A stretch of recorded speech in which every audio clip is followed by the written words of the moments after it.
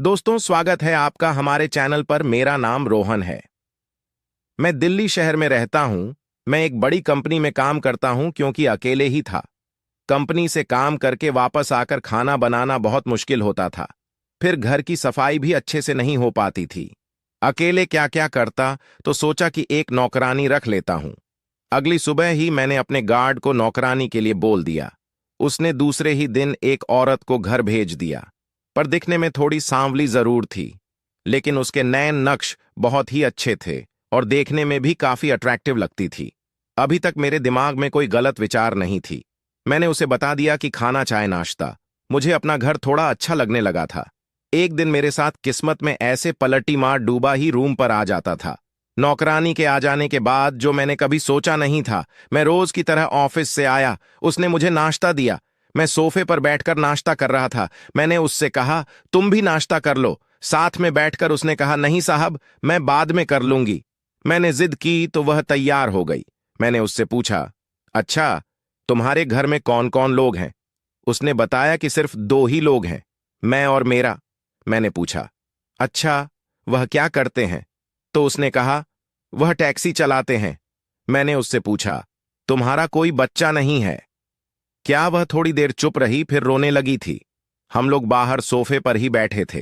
मैंने सोचा, बगल में और भी फ्लैट है, कोई इसकी रोने की आवाज सुन लेगा तो समस्या पैदा हो सकती है।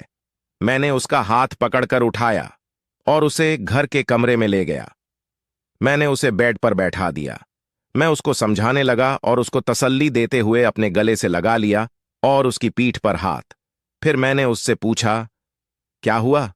तुम्हारे पति में कोई दिक्कत है? वह कुछ करते नहीं क्या? तो उसने रोते हुए कहा, सुबह घर से टैक्सी लेकर चले जाते हैं, जितना कमाते हैं उतने की शराब पीकर शाम को घर आकर सो जाते हैं। मुझे उसके मुंह से शराब की महक नहीं पसंद आती है, लेकिन क्या करूं?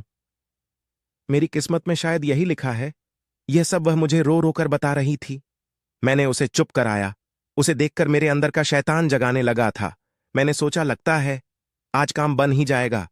मैं अंदर ही अंदर बहुत ज्यादा खुश हो रहा था। क्या करता?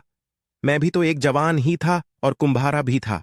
मैंने उससे कहा, चिंता की कोई बात नहीं है, सब ठीक हो जाएगा। मैंने थोड़ा हिम्मत करके उससे कहा कि अगर तुम्हारी इच्छा हो तो तुम भी मां बन सकती हो और तुम्हारी बदनामी भी नहीं होगी। उसने बड़ी उत्सुकता से पूछा, कैसे? मैंने कहा, देखो, मुझे साथी की जरूरत है। बच्चे की मेरी अभी शादी करने का मूड नहीं है। देखो तो मेरा साथ दो और मैं तुम्हारा। तो उसने कहा, अपने पति से क्या कहूंगी? मैंने कहा, कह देना ये बच्चा उनका ही है। उसने कहा, बदनामी हो सकती है। मैंने कहा, कैसे? किसी को पता ही नहीं चलेगा तो कैसे बदनामी होगी? तुम यहां दिन में काम करती हो मेरे साथ, बीवी बनकर रहो, बिना बच्चे के जीवन कैसा होगा? वो कुछ नहीं बोली, चुप रहे। मैंने उससे कहा, सोच लो जो तुम्हें ठीक लगे, फिर आराम से बताना।